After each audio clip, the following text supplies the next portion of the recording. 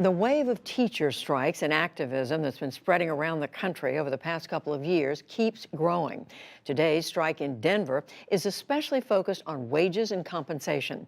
But this labor action touches on some larger issues surrounding education, funding, and academic performance nationally. Amna Nawaz picks up the story there.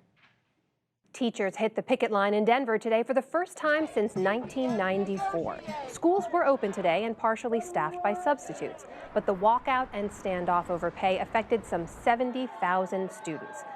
This was the scene in one high school this morning as the strike got underway.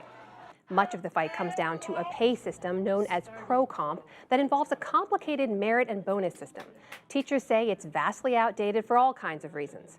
Madeline Will of our partner, Education Week, is here to help fill in the picture. Welcome to the NewsHour. Thank you for having me. So the system ProComp, a lot of other places looked to Denver as an example and tried to put in their own systems of linking performance and pay.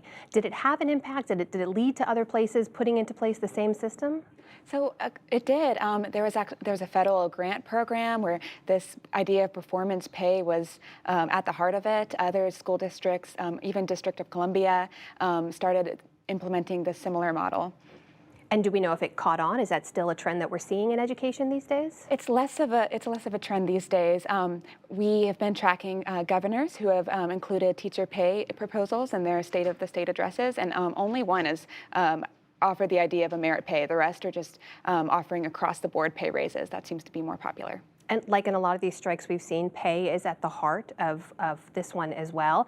Denver teachers, though, when you look overall, are comparatively paid higher than other teachers. So help us understand what the problem is here.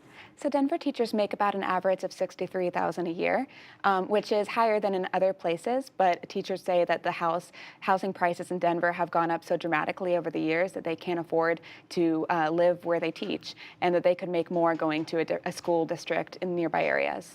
When we look at some of the other places we've seen strikes too, a lot of them took place in what we'd call red states, right? Conservative states. Now after Los Angeles, we're seeing, and now in Denver, we're seeing this take place in big cities now and potentially moving into blue states. Is that a trend we're likely to see moving forward?